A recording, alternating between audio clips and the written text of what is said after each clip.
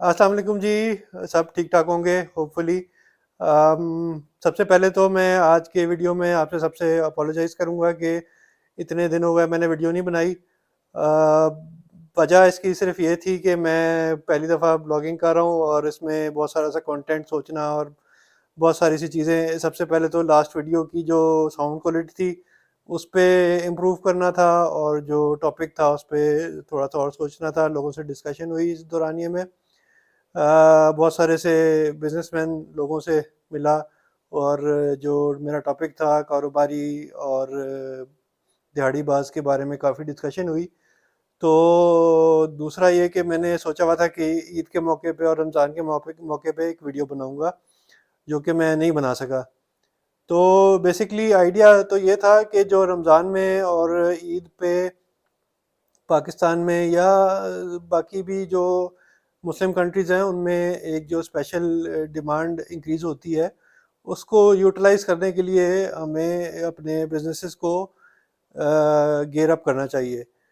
For example, जितने भी business हैं हर इंडस्ट्री में,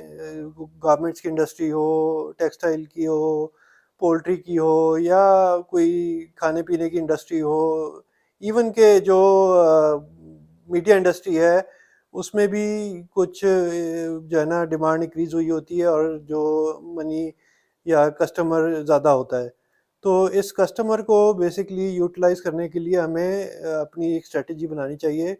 बजाय इसके कि हम लोग अपनी प्राइसेस इंक्रीज कर दें उस डिमांड को देखते हुए, जो कि आमतौर पे हमारे यहाँ हो रहा होता है कि जैसे ही रमज़ान आता है या ईद आती है तो एकदम से हर इंडस्ट्री में डिमांड बढ़ जाती है, जिसकी वजह से लोग उसको, जो दिहाड़ीबाज होते हैं वो तो समझ के इसको कि जी ये हमारी अपॉर्चुनिटी है पैसे बनाने की, वो अपनी प्राइसेस इंक्रीज करके और ज़्यादा पैसे छापने की कोशिश करते हैं। हालांकि अगर इसको अगर कारोबारी पॉइंट ऑफ व्यू से देखा जाए तो ये हमारे पास अपॉर्चुनिटी है कि हम लोग अपने जो मार्जिन्स हैं उनको स्क्वीज़ करके ज़्यादा से ज़्यादा कस्टमर बनाएं, बजाय इसके कि ज़्यादा से ज़्यादा नोट छापें। हमें इवेंचुअली अगर कस्टमर लॉन्ग टर्म बनता है तो हमारे इवेंचुअली तो प्रॉफिट आता ही आता है। लेकिन इस बात को अगर हम लोग अपॉर्चुनिटी समझें इस बात की कि ज़्यादा कस्टमर आने की वजह से ज़्यादा रेवेन्यू आएगा, तो ये एक बहुत बड़ी जो है ना आपकी मार्केटिंग अपॉर्चुनिटी है कि आप इसको यूटिलाइज करके अपने लिए लॉन्ग टर्म प्रॉफिटेबिलिटी में कन्वर्ट कर सकते हैं। अच्छा जी, अब इसकी मैं एग्जांपल देके समझाऊंगा आपको थोड़ा सा। जो बेसिकली ये जो फिनोमेना है ये ज़्यादा अप्लाई होता है रिटेलर पे। ऑल्दो कि ये होता है जो बी टू बी ट्रेडर्स होते हैं उनके ऊपर भी अप्लाई होता है, और मैन्युफैक्चरर्स पे भी अप्लाई होता है, लेकिन सबसे ज़्यादा जो इसकी डिमांड का जो फेस करना होता है ना वो रिटेलर ने करना होता है, क्योंकि डायरेक्ट कस्टमर से उनका इंटरेक्शन होता है। और जो ऑल्दो के जो मैन्युफैक्चरर है वो भी डायरेक्ट कस्टमर से कर रहा होता है, लेकिन उसका कस्टमर की जो सोच है वो और तरह की होती है, और जो बी टू बी ट्रेडर्स होते हैं उनकी भी कस्टमर की इस तरह सोच और तरीके की होती है। लेकिन जो रिटेलर होता है, क्योंकि वो एट द स्पॉट उसकी जो परचेजिंग डिसीजन होता है उसके कस्टमर का, वो और फैक्टर्स पे उसके फैक्टर्स और होते हैं। तो इसकी एग्जांपल ये है कि जो ईद के दौरान या रमज़ान पे जो फूड आइटम्स हैं, स्पेसिफिकली जो फल वगैरह हो गए या कोई मशरूबात हो गई या कोई रमज़ान रिलेटेड प्रोडक्ट्स हो गए, उनकी स्पेसिफिक एग्जांपल ली जाए तो रूह अफ़ज़ा की बोतल हो गई। रूह अफ़ज़ा की बोतल जो है वो, अगर मैं एग्जांपल के तौर पे आपको कह रहा हूँ कि अगर वो नॉर्मल डेज़ में अगर वो महीने में 5 बोतलें बिक रही हैं, और रमज़ान में आके उसकी डिमांड जो है वो मैनी फोल्ड्स बढ़ जाती है। तो अगर एक रिटेलर उसकी 5 बोतलें नॉर्मल मंथ्स में बेच रहा है, तो ज़ाहिर-सी बात है उसके पास तकरीबन अप्रॉक्सिमेटली उसकी 5 टाइम्स या 6 टाइम्स उसकी जो है ना वो डिमांड बढ़ जाती है।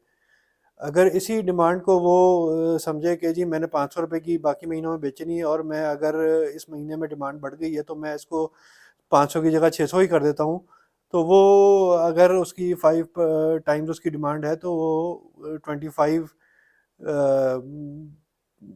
اس سے کافی زیادہ پیسے کما سکتا ہے. تو وہ اگر اس کو اس پوائنٹ آف ویو سے دیکھے کہ اگر ساتھ والی دکان والا 500 کی جگہ 600 کی جگہ اس نے 450 کی کر دی ہے، تو وہ اس سے بھی زیادہ اس کی جو ہے نا ڈیمانڈ کو اٹریکٹ کر سکتا ہے.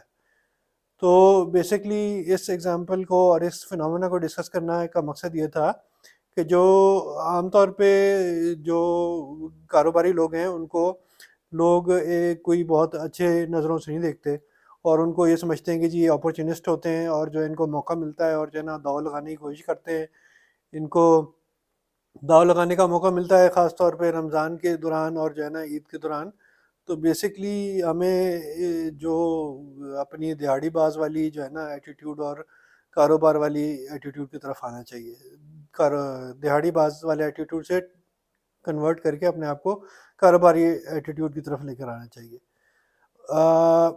میں بار بار کاروباری اور دیہڑی باز کو ڈسکس کر رہا ہوں، اس کے بارے میں ایک اگلی ویڈیو میں ڈسکس کروں گا کہ ایکچولی